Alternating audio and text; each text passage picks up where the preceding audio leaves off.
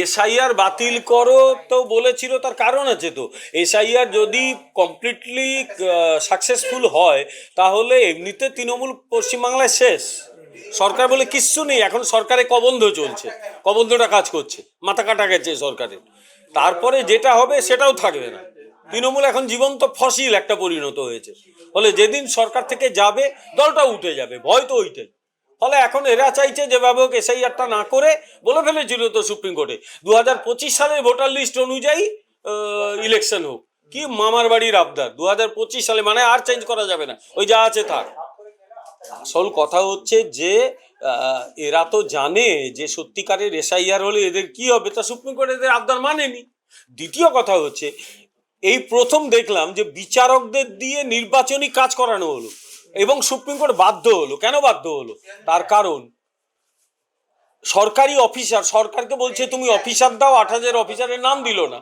যখন 8,000 অফিসারের নাম দিল, সেই নামে ছত্রে ছত্রে ভুল, রিটায়ার করেছে তার নাম দিয়ে দিয়েছে, ক্লাস 3 স্টাফের নাম দিয়ে দিয়েছে। দেখো, একটা মানুষ বা একটা শাসন ব্যবস্থা দেশের সংবিধানকে নিয়ে এইভাবে, ইংরেজিতে যাকে বলে অ্যাট র্যানসাম নিয়ে নেওয়া, এই পশ্চিমবাংলায় ঘটেছে। সংবিধানকে নিয়ে এইভাবে ছেলে খেলা কেউ কিন্তু করেনি, পশ্চিমবাংলায় হয়েছে। সংবিধানে 75 বর্ষ আমরা পার করলাম, আর সেই সংবিধান পদে পদে লঙ্ঘিত হচ্ছে। এখানে মানুষ পাওয়া যাচ্ছে না কাজ করার, এখানে নির্বাচন কমিশনে গিয়ে হামলা করছে। ফলে বিচারকরা দায়িত্ব পেলেন, সুপ্রিম কোর্ট দেখলো বিচারকদেরই দায়িত্ব দিয়ে দেবো, তো কিছু করার নেই। তো তার জন্য এই পশ্চিমবঙ্গের শাসক দল এবং সেই শাসক দল পরিচালিত পশ্চিমবঙ্গ সরকার দেয়।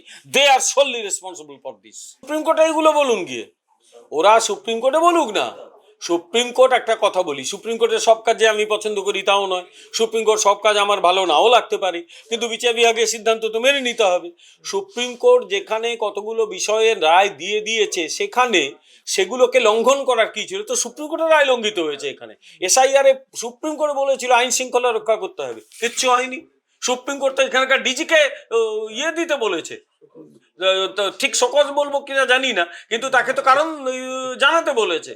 ফলে এখানে তো অদ্ভুত, এই যারা চালায় তারা মনে করে পশ্চিমবাংলাটা একটা রিপাবলিক, তারা রিপাবলিকের অধীনে, তাই মুখ্যমন্ত্রী নয় প্রধানমন্ত্রী, এরকম ভাবেই চালায়। জানি না উনি কি হতে চাইছেন, আর 2 মাস পরে কি হতে চাইবেন সেটাও আমি আর জানি না, আর 2-3 মাস পরে উনি কি হতে চাইবেন সেটাও তো আমি জানি না। ফলে মানে কি হবেন আগামী দিনে, মা কি ছিলেন, মা কি হইয়াছেন, মা কি হবেন, ও বঙ্কিমচন্দ্রই বলে গেছিলেন, আমার সব বলতে পারবো না। আগামী দিনে একটা জিনিস হবেন আমি জানি, তৃণমূলটি উঠে যাবেন, এটুকু জানি। এই দলটি আর থাকবেন না। কেন্দ্রীয় বাহিনীকে অ্যাক্টিভেট করতে হবে, কেন্দ্রীয় বাহিনী এসে বসে থাকবে না। এই রাজ্যের পুলিশ যদি রাস্তা দেখায় কানাগলিতে ঢুকিয়ে দেবে, ওরা বসে বসে চা খাওয়াবে, এরা যা খুশি করে দেবে। সুতরাং কেন্দ্র বাহিনীকে এই পুলিশের অধীনে রাখা যাবে না, সম্পূর্ণভাবে তার নিজস্ব কমান্ডে থাকবে। 2011 সাল তো মডেল রয়েছে আমাদের। 2011 সালে এই কেন্দ্রীয় বাহিনী তো এইভাবে কাজ করেছিল, সঠিক কাজ করেছিল। সিপিএম কোথায় গড়িয়ে গিয়েছিল, কেন্দ্রীয় বাহিনী ঠিকঠাক কাজ করবে এবং তৃণমূল এবার মাটিতে মিশে যাবে, এটুকু বলে দিচ্ছি। নিশ্চিন্ত থাকুন, দেখে যান না কি হয়। পুলিশ মাঝে মাঝে জেগে ওঠে, মাঝে মাঝে শীত ঘুমে চলে যায়, সে কি করবে সেটা পুলিশ ঠিক করবে, পুলিশ ভাবুক। কেন্দ্রীয় বাহিনীর সঙ্গে নিশ্চয়ই পুলিশের কোনো বিরোধ থাকবে না। আমরা তো পরিষ্কার বলছি, কেন্দ্রীয় বাহিনী নির্বাচনী কাজ করবে, পুলিশ তার তার যে কাজগুলো সেগুলো করবে। বিরোধের জায়গাটা কি? বিরোধ যদি এই রাজ্য সরকার বাধা হয় তাহলে তার ফল ভোগ করতে হবে। সুতরাং ওই পুলিশ কি করছে তার জন্য একেবারেই চিন্তিত হওয়ার কোনো কারণ নেই। আশঙ্কা সব সময় রয়েছে, কিন্তু আশা তো আশঙ্কার ভেতর থেকেই তৈরি হয়, তা নইলে তো আশঙ্কাই থেকে যাবে। মানুষ তো আর আশঙ্কা নিয়ে বাঁচে না, আশা নিয়ে বাঁচে।